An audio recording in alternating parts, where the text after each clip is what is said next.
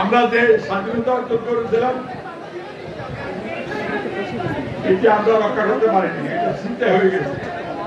আমি বলছি দ্বিতীয় মুক্তিযুদ্ধ করতে হবে, জাতীয় সরকার করতে হবে, মানে দল মত নির্বিশেষে জাতীয় ঐক্যবদ্ধ রাখতে হবে। মুক্তিযুদ্ধে আমরা ঐক্যবদ্ধ হয়েছিলাম, তৎকালীন নেতা তিনি ছিলেন, তিনি শেষ ঐক্যকে আমরা ঐক্য ভাঙিনি। আমরা যেটা করতে পারিনি, আমার ছোট ভাইয়েরা বা আমার সন্তানেরা যারা জুলাই মাসে গত বছর জুলাইতে একটা অভিযানের মাধ্যমে জালিম সরকারকে বিদায় করেছে, তাদেরকে আমি অভিনন্দন জানাই। তাদেরকে আমি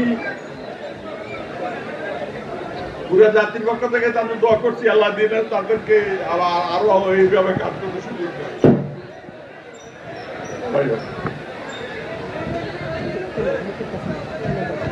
জালিম চলে গেছে, জুলুম যায়নি।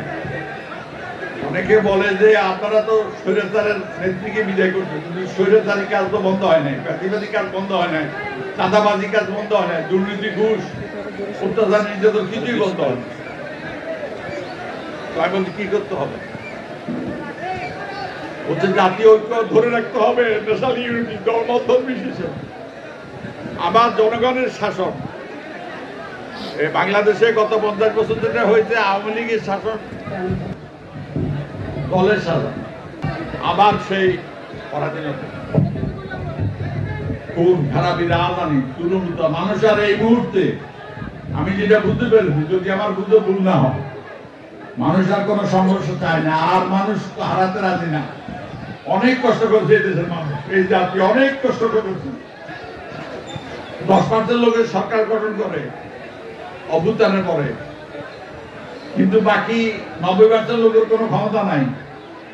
দেশটা শাসন করে 10% লোক, সব দল মিলিয়ে দলের কর্মী হিসাবে 10 জনের বেশি হবে।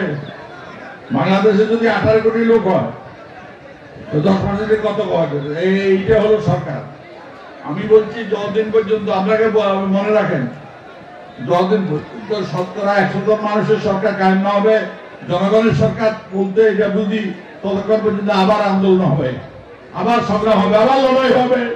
সেই লড়াই আপনাদের দিতে হবে। আসলে বিজয় আমার এক ভাগিনা আছে, বাসা দেখাশোনা করে আমার দেখি দেশের মানুষের কি অবস্থা। ভাগিনা বলতেছিল মানুষ খুব শান্তিতে নেয়। আমি কেন? এত উৎপাদন করছে, এত উন্নয়ন করছে, বলে যে একটা লাউ নিয়ে বাজারে বসলে, কুমড়া নিয়ে বসলে 10 জন আছে থানা নয়। আওয়ামী লীগ, আওয়ামী যুবলীগ, ইউনিয়ন লীগ, স্বেচ্ছাসেবক লীগ, বলে যে এইভাবে লীগের শেষ নেই বলে। তারপর হলো প্রশাসন, চেয়ারম্যান, মেম্বার, বলতে চেয়ারম্যানের জানা দিতে, মেম্বারের জানা দিতে হয়। মানুষ অদৃশ্য, মানুষ হয়রান হয়ে গেছে তারা দিতে।